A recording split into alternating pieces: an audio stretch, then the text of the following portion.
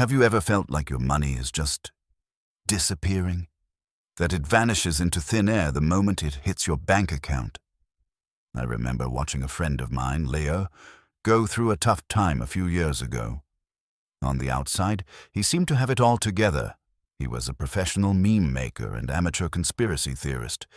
He had a decent job that paid the bills, and he was convinced that his witty one-liners and ability to spot a deep state plot in a blurry photo would lead to internet fame and, eventually, a mysterious fortune.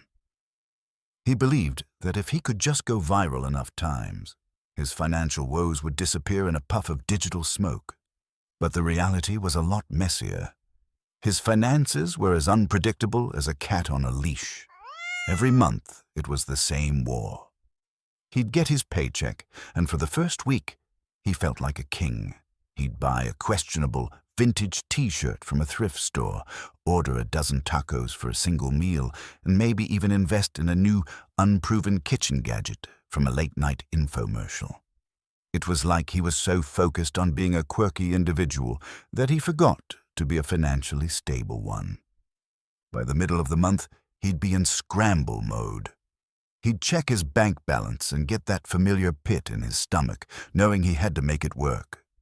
He'd start eating nothing but instant ramen and convincing his friends to split a single can of soda. He'd be paranoid every time his phone buzzed with an email from his bank, expecting a message from a Nigerian prince offering him a solution. And by the end of the month, that's when the real panic set in. He'd have to decide which bill to pay late just to keep the lights on. He needed them for his late-night meme-making sessions. He was always one unexpected expense away from a total financial disaster. A mysterious stain on his vintage t-shirt, a spontaneous road trip to a UFO hotspot, or a surprise bill for a bizarre medical procedure he saw advertised on a questionable website. Any of them could send him into a spiral of credit card debt. He felt like a hamster on a wheel, running as fast as he could but getting nowhere. I remember one particular Friday. We invited him to a cult film screening, and he really wanted to go, but his bank account was at a grand total of $17. He had to make up some excuse about investigating a new government anomaly. We understood, but the truth was, he was ashamed. He was a professional eccentric, but he was living paycheck to paycheck, and he didn't know how to stop. That was his wake-up call. He realized that his life wasn't going to get better by itself. He couldn't just hope his strange talents would be enough. He needed a plan. He started by doing something he'd always avoided. He treated his finances like an elaborate puzzle. He audited his bank statements, looking at his spending with the same obsessive eye he used to analyze grainy footage for hidden clues. He found out he was spending over $400 a month on takeout and strange internet purchases alone. That's more than his monthly rent. He was spending more on things that would give him a fleeting moment of bizarre joy than on his future.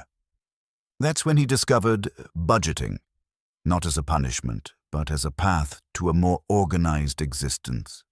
He learned about the 50-30-20 rule.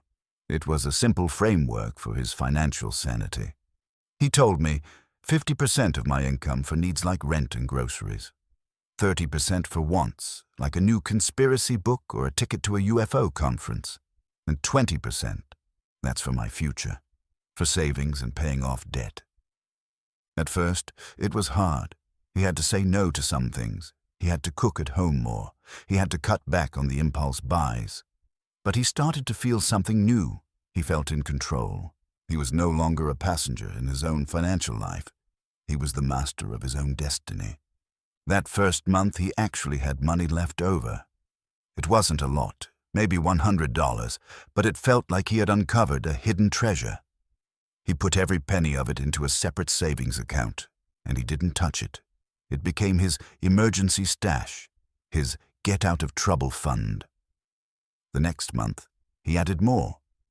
He started setting up automatic transfers, so the money was moved before he even saw it. After a few months, he had $1,000 saved up. And let me tell you that $1,000 wasn't just money. It was peace of mind.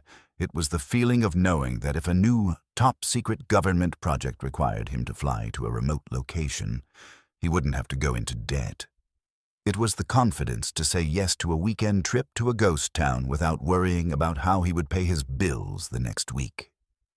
He realized that financial freedom isn't about being rich. It's about being prepared. It's about building a shield that protects you from life's unexpected punches. He's still on this journey. He's not perfect, and some months are harder than others, but he's not that frantic paycheck-to-paycheck conspiracy theorist anymore. Now, when his phone buzzes with an email from his bank, it's not with a warning. It's with a notification that his savings account transfer has gone through and his financial future is getting a little bit brighter. It all started with a simple plan, a budget. It showed him where his money was going and gave him the power to tell it where to go instead. It wasn't a punishment. It was an interesting and bizarre journey.